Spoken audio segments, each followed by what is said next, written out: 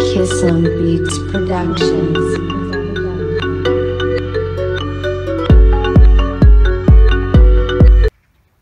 Hey, salut à tous les gars, c'est Kerry Cross, j'espère que vous allez bien. Aujourd'hui, nouvelle vidéo, je suis en compagnie de mon petit poteau Mike, ici présent. Donc je sais pas si tu veux te filmer Mike. Moi je m'en fous. Ah bon bah voilà, ça va. Donc je suis avec Mike, donc en gros c'est pas le propriétaire de son scooter mais il est à son pote. Donc Mike, est-ce que tu peux nous dire ce que c'est? Donc c'est un Yamaha Nitro, c'est ça? C'est ça. Yamaha Nitro, MBK Nitro. MBK Nitro. Donc c'est quoi la différence entre les Nitro et les Aerox? Il va y avoir les carénages qui vont changer vite fait, on va dire. Et la marque, hein, mais après ça reste les mêmes moteurs, les pièces ça reste les mêmes.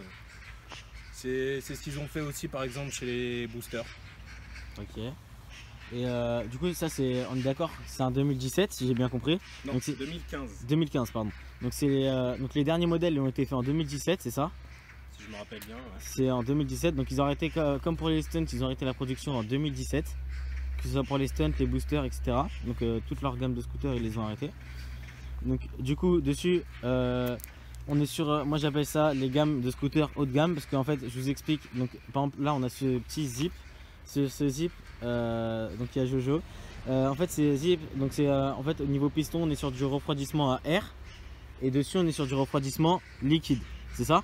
C'est ça. Du coup c'est à dire que sur le piston on aura en fait une sorte de réservoir, on peut dire ça comme ça. Au dessus on peut mettre le refroidissement liquide. Donc du coup là le carter il n'est pas d'origine ici. Non. Carter là il a été changé parce que de base ils sont... Aussi, ce qu'il faut dire c'est que sur les zips on est en frein à tambour à l'arrière et que sur Nitro on est en frein à disque. Ah exactement, frein à disque à l'arrière, frein à disque à l'avant aussi.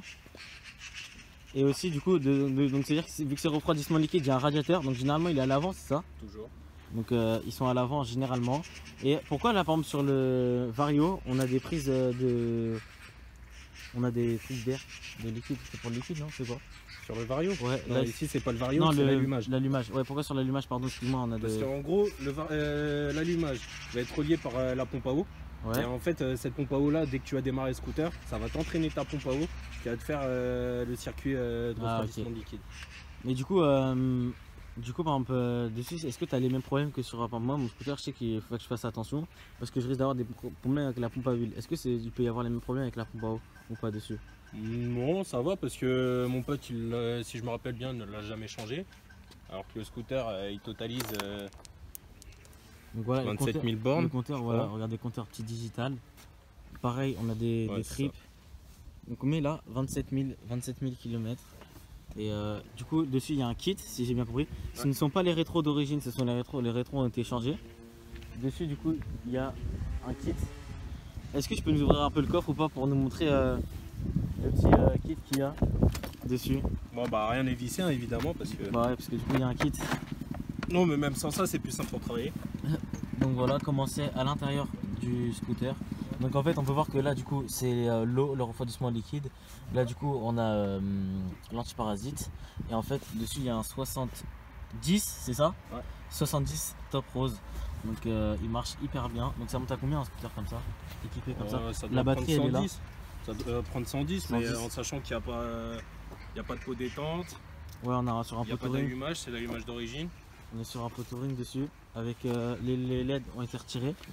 Et du coup en fait c'est quoi dessus? Des LED intégrés dans le feu? C'est ça. Est-ce que ouais tu peux nous montrer? Voilà, donc ça c'est le frein et ça en fait c'est les LED. Donc je trouve ça beaucoup plus stylé que de base. Ici en fait il y avait les clignotants qui étaient ici à droite et à gauche. C'est vraiment stylé, je trouve vraiment. Après la couleur ouais ça va, bon il a pris quelques chocs mais en soi il est vraiment propre.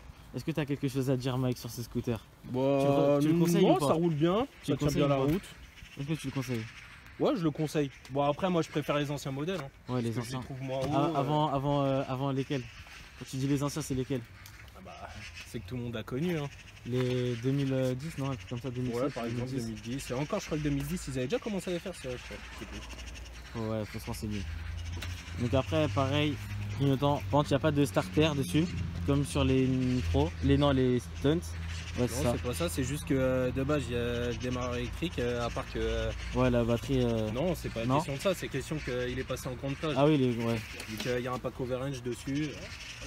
Forcément, on préfère enlever le démarreur électrique. Du coup, là, la pompe à huile, elle a été sanctionnée pour pouvoir faire rouler au mélange.